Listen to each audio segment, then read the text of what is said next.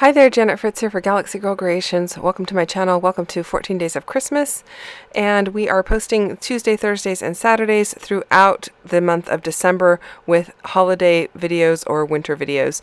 So there is a list down below of everyone playing along. Definitely go and give them a look and see what they've got for you. I know MK has something, her and I decided to do this series together, and then we invited a bunch of friends to play along as well. So we have lots of inspiration for you. I have these 4 photos. They started out as 4x6s. I trimmed them down as much as I could without cutting into anybody's bodies. The one in the upper left hand corner, that's my brother and my sister-in-law, and my brother is only cut off because that's how the photo was taken. So I just kind of placed them as close together as I could, and I'm going to just use them as a large grouping in the middle of this page. This is the back side of one of the 49 and Market papers, and it's a really beautiful paper and very different than what the other papers have. That's one thing I do love about this collection. There's teals, there's reds, there's greens, but the greens are not all holiday green. You can see to the under my ATG there is a more deep hunter type green there as well, but there's a lot of variations in here, and I love that about this collection. So I am just trimming down about a little bit less than, maybe about 1/8 of an inch all the way around each of the photos. And then I'm going to go ahead and put them down all together on my layout. And then I'm going to start layering up some of these Christmas trees. I thought this was the perfect paper to bring in the Christmas trees. I'm kind of going a bit monochromatic on this one, you guys. I'm just using lots of greens and some black and white. And I really love the way that it ends up turning out. This piece that I am fussy cutting right now is one of the rub-ons. And so it was a grouping of 3 trees, but I'm cutting them out, and I'm going to go ahead and use them as rub-ons and use them individually. It doesn't really matter that I've cut them apart because the other trees are going to be layered over the top where the cuts are.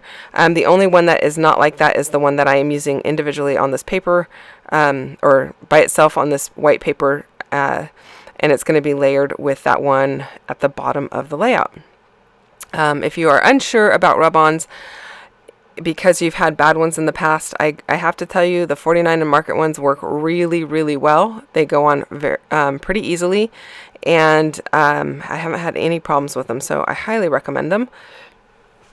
And they actually do some wonderful things with their rub-ons. Not only do they do images, but they've got some mixed media effects that you can get by just using the rub-ons, and I think that is really cool because there is no mess and no fuss or anything.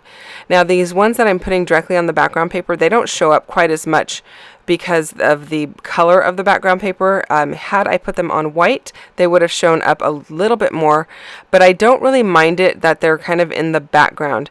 My only mistake here was that I put this one at the top all the way to the left hand side. I should have put it as the middle one so it would be framed by the other 2 and look like it was kind of in the background and the other 2 were in the foreground. But at the end of the day, it is what it is. I didn't think about it until kind of after the fact, and things are going to be layered up there anyway, so it's not going to be a huge deal that it's kind of in the background to one side and not centered. So I am now going to go through some of the ephemera.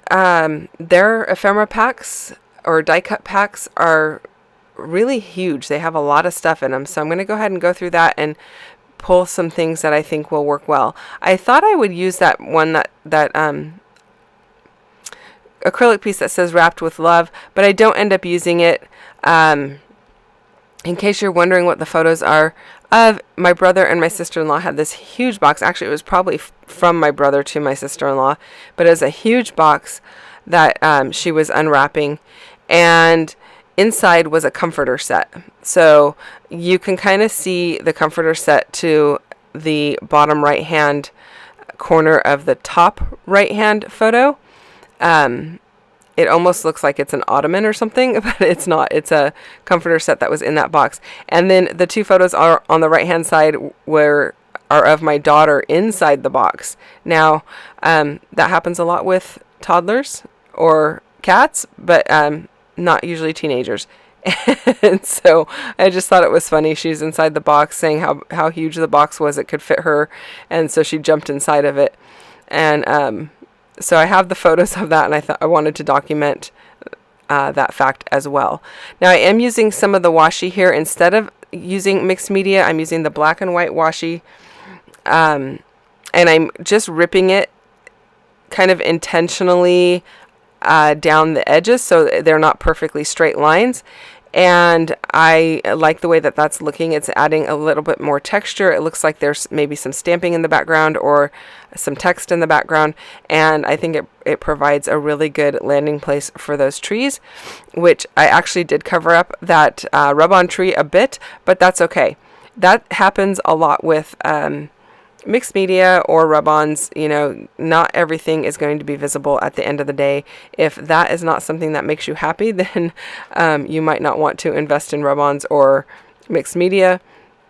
But that is just the nature of the beast, and that is how you get that really cool layered look, and you have to be okay with it to get that look. So you might be using a lot of product, like, you know, I've got a lot of that washi tape that's going to be covered by that little tree that I'm putting on there as well. But at the end of the day, it looks really cool. So I'm happy with how it turns out. Hopefully you are too. You know, also these rolls of washi come with so much on it. I'm not too worried about wasting 1 inch of it, so it's not a big deal. And then I do kind of fussy cut around the trees because there's such a huge white border around them. That is not my favorite thing about any die cuts. It's not just 49 and Market, and actually 49 and Market has a lot that are cut really close, but there are some companies that have a lot of white around them, and I normally trim that out because it bothers me quite a bit. So now I'm going to add some more of this washi down at the bottom, because whatever I do in one embellishment area, I want to add to the other embellishment areas to just keep it, provide some continuity. And it doesn't have to be the exact same thing. You could do something slightly different, but in this case, I am doing the exact same thing. So just kind of getting the same effect and the same layers, or the same overall feel in each one of those embellishment areas. So if I use a color in one, I want to put it in the other areas as well. It doesn't have to be to the same level. So if I have a lot of green in one, I may not have a lot of green in the other, but I'm bringing that color down just the same so that it just provides more continuity between the three, and it's visually pleasing to your eye.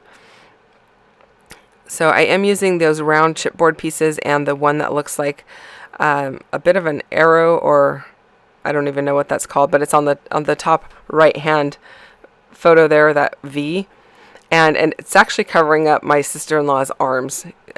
There were just, her arms were in the photo and nothing else, so I just figured I'll put it over there, and then you don't just have these random arms in the photo. Not that they were random, but you know what I mean. I am putting some liquid glue on the center of my photo cluster. I'm not putting it all the way around the outside because I want to be able to tuck some things in, and then I will go back at the very end and put a little bit of glue around the outside as well. And you're not going to see that. I didn't make you watch me just making sure it was all adhered down, but I do go back and make sure that there is some level of adhesive around the outside. Now I'm taking that deeper green color and I am tearing the edges. I'm also inking it up with some Black Soot Distress ink, and I'm going to use that to layer on top of the washi tape to continue creating these embellishment clusters. And I really like how that looks. It brings in the deeper green, and like I said, this is very monochromatic. I thought that worked very well because the wrapping paper on that gift is several shades of bright green, and so bringing in some deeper greens works very well.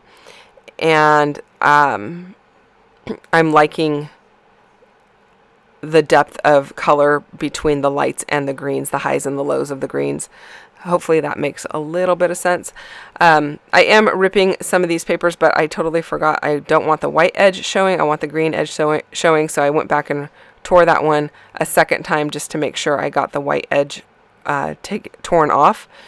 I don't mind it being tucked underneath the photos, but I didn't want the white edge showing. And in some cases, I do want that white edge showing. Just this particular case, I just didn't want it showing. So you have to kind of know which way you want to go and rip your paper in the direction that is going to suit your layout the best. So I do have these chipboard piece hearts, and I'm going to add those as well. I also am pulling in some black and white to each one of the clusters because I've got the black and white washi in the background, and I really like how that looks. I like it on those diagonal stripes. I think they look really cool. And then I'm going to bring in a couple of additional pieces here just to keep adding a little bit more of that black and white element to each one of the clusters. And now that little piece, the pieces that I'm putting down there, one says Happy Holidays and one says Holly Jolly Christmas. I like how those are looking, adding more black and white, using up some of the little phrase labels or pieces that are in this collection.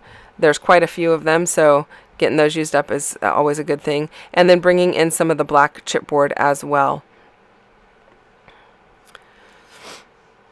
I am using my Black Soot Distress ink to ink everything, and it is very dry, so I need to actually add some ink to it because I'm noticing that it's getting drier and drier since the last time I added ink, and it's been quite a while.